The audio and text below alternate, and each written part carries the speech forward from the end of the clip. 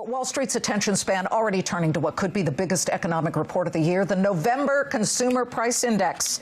Inflation at the Consumer Index, that's out tomorrow. Some believe this number will drive the Federal Reserve's final meeting of the year. Of course, Wednesday, we will know.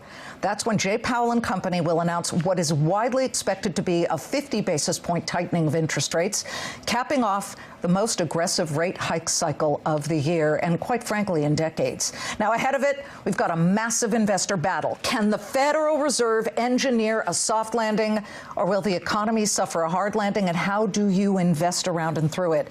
To the Floor Show, where we're talking soft and hard landing stocks with our traders, Kenny Polcari and Dutch Masters.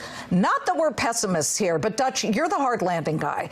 November CPI is expected to come in at around 7.3% versus October 7.7%. So, yeah, it's slightly moderating. It's like water torture, though. Inflation's still at multi-decade highs. What's going to happen here?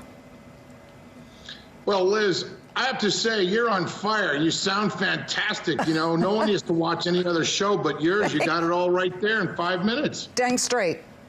Go on. I'll tell you, if the CPI prints a 6 handle down below that 7.3 expectation, wow, and if the Fed raises 50 basis points and that's it, we're really probably going to have one hell of a rally to the upside. If it comes in hot at all, of course, I think that we're going to be looking at another leg down. The market charts and stuff are saying that it's going to run down. The volatility, there's a ton of call action on volatility today. So somebody's making massive, massive bets that we're going to see, you know, kind of a hot number and that things are going to come down. I have to tell you, sometimes we will make a pretty big bet at Carnivore one way or the other. Sure. This time, we're going to get pretty small into this. I think we're probably going to get most of our positions down to very small numbers prior to the print, because just about anything can happen here. And I don't usually take that position, but I really think it could go either way. I mean, you guys, just look at Dutch. He eats, you know, brontosaurus for breakfast. So, you know, to hear him say, hold on, we're going to back off a bit. But you know what? Kenny Polcari puts out a pasta dish on his morning note every single day. So he's ripping on Jay Powell, and then he's like, have the clams, you know, casino. But, OK, so that leaves you with the soft landing stocks, Kenny. What do you think? And I know that's hard because you are kind of leaning toward a hard landing for the economy.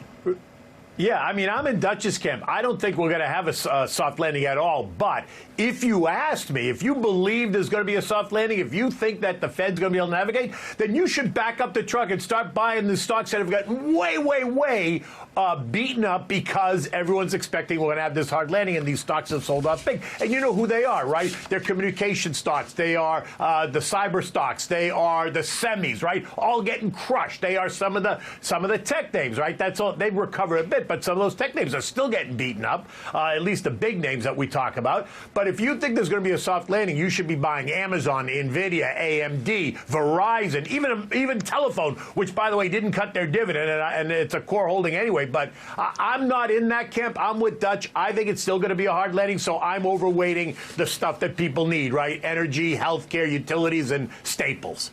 We just hit a new session high here for the Dow, guys, up 390 points. The S&P up 38 points. Dutch, I mean, the markets are raring to go here, but I find something interesting. It's rare that you see equities moving higher, and then you see the VIX also moving higher. Put the VIX up on the screen if we could. This is the volatility or fear index for Wall Street. It's popping about 8%. It's not that the 24 handle is so bad, but what is this telling you? Yeah, so there's some kind of mispricing going on here. They're buying a ton of calls and looking for the VIX to just explode. Okay, and that's why this thing has been printing up high all day. And so something has to give. Okay, either the indexes have to crash down here, or the VIX has got to come down. And so we're in the camp that it's more likely that the indexes will fall between now and actually the close.